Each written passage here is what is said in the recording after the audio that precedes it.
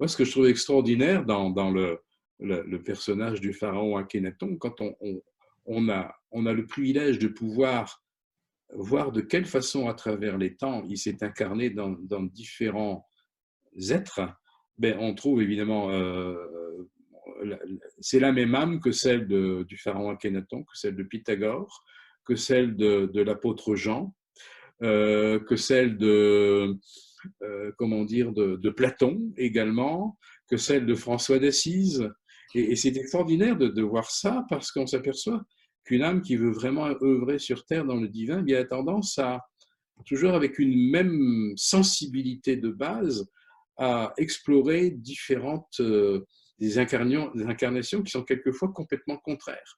On a l'impression, par exemple avec Akhenaton, eh bien que c'est une âme qui a voulu œuvrer pour la spiritualité en faisant un essai avec l'hyper-richesse et l'hyper-pouvoir, celui d'un pharaon, puis en même temps, eh bien, voir ce que ça peut donner ou servir le divin avec l'extrême pauvreté, comme celle de François d'Assise.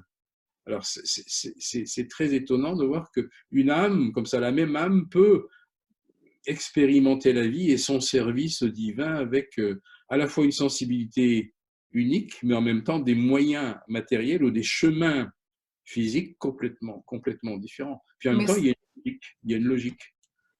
On ça retrouve, peut-être, pardon.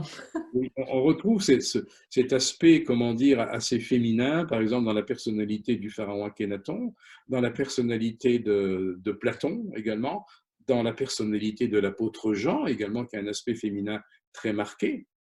Et puis, on le voit faire le chemin de François d'Assise, qui, à travers ce que j'ai pu capter de lui dans mon livre François des Oiseaux, eh bien, essaie là de réunir le masculin et le féminin dans une démarche qui dépasse celle de l'Église de son temps. Mais ça peut-être, ça montre la force de cette âme qui, dans n'importe quel contexte, il va continuer la même œuvre. Oui, mais tout à fait, tout à fait. C'est ça la beauté. Un rayon dans lequel il se spécialise. C'est Oui, ça, exactement. ça c'est magnifique, je trouve. Oui. Mais ce genre de démarche est une démarche, je dirais, la démarche spiritualiste sans dogme est une démarche une démarche de liberté totale, dans laquelle on a vraiment un bonheur à grandir.